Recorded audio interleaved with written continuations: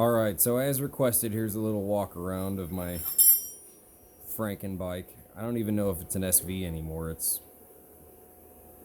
like 7 different models of bikes at this point. So I'll start from the front and I'll kind of walk my way back and show you about everything I've done. First thing you'll notice on the front here is this is not the stock tubes. These are off a 98 T.Y.S.F.S 750. The wheel is from an '06 Hayabusa with the 32mm rotors. I got the radial brake caliper conversion brackets to go from the 90mm to a 108, and I'm running some Tokiko calipers off an '06 Gixxer 600. So there's a couple of different bikes just here in the front end so far, at least 3. Up underneath of the front here, I've got some wiring tucked. Kind of got like a makeshift headlight mount. Just have these like aluminum truck bed mounts for a tonneau cover, I think. But I have some L brackets bolted to those, and those are holding my headlight on temporarily. I got a new bulb coming for it, but it's all wired up and functioning.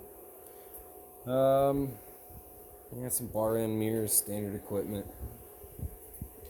Moving back to the goodies. I got pod filters running a 215 jet in the front and a 210 in the rear. That's a whole separate video I can get into on how to run pod filters, but I could probably talk for an hour about all the things that I've done. Right now I've got a setup that works for me and it starts up every time. I'm pretty happy with it.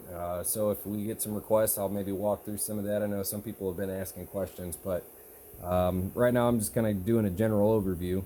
So I did a tail tuck because I got a new seat. You can see it sitting on the top of the other seat over there. So I built myself a little frame and a battery box out of aluminum here. You can kind of see the bottom lip of it. Shore Eye came with a bunch of foam. You can also see my shock mount I got in here. Excuse my welds, and it's a little rusty. I haven't painted it yet. Still mocking everything up. But you'll see underneath of there that that is an R6 shock off a 2013 Yamaha with a weight correct spring for my size. Now some of you might think that that doesn't work because they're not the same shock length, but I did my math. I changed some geometry in the rear. I'm going to keep that one close to my chest because it was a lot of fucking calculus, so I'm really not looking to do it again. But if you get more questions on it, I'd be happy to go over. So anyways, I moved the brain box all the way up here to the front and ran that cord in line with some of the other wiring that splits off there. I like to affectionately refer to this harness as the worm. There's the fuse box over there. Got it zip tied in the frame crevice. So over here I've got my coolant catch tank, which has a little 1/4 inch hose barb on the bottom there. I don't know if you can see in there very well, but okay, there it is. Yeah, so there's a hose barb that runs here all the way up to the coolant tank here. That's my overflow. This guy, 3/8 line, runs down underneath of here and then back out to the bottom of the bike. You'll also notice that my rectifier is now in a nice open space behind the fan.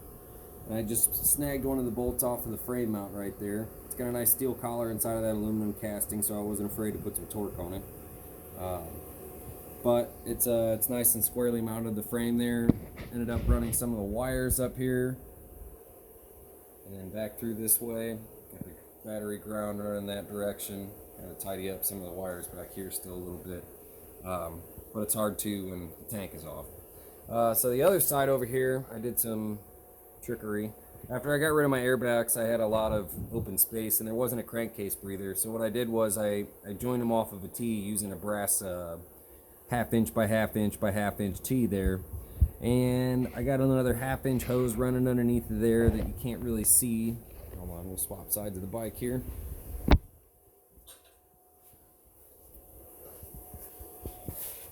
So I've got a 1/4 inch barb that runs off here, plugs in with the fuel vacuum line for the tappet. So that's running a nice pull off of the intake there. But anyways, if you can see the bottom right there, I got a 1/4 inch hose barb. It runs the overflow for the oil there. And this little overflow tank that I have has 3 handy little ports on the outside. So two of them are technically ins, and this one that this one's connected to is an out, and it has a nice metal mesh filter that doesn't allow oil to come through, or it's not as easy, I guess. It's just some sort of obstruction. I'm not sure how effective it is. I'm not, a scientist in any regard there, but I got all these nice little zip ties that also come apart when I need to, so I can get back in my harness, because eventually I'll end up doing something again. But anyway, so here's my little battery tray. Got a shore eye, and then I also have a custom rear end here. I did the turn signals on the outside. Still waiting on the resistors for those. They don't want to blink right now because they just don't draw enough juice. There's my brake lights. The two top ones in the center there, those are my running lights, and then the four on the outside here all light up as soon as I hit the brake switch. Everything's a little dirty, but I'm going to leave the underside polished here. You can see the kind of matte finish I got going on up there. I'm going to continue it on down the side over here and on the side over here. But I like the kind of reflectiveness it does underneath it here, so I'm going to leave it like that. It looks pretty cool. So anyways, that's a nice little walk around. Any more questions, I'll post up a couple other ones, I guess. So enjoy.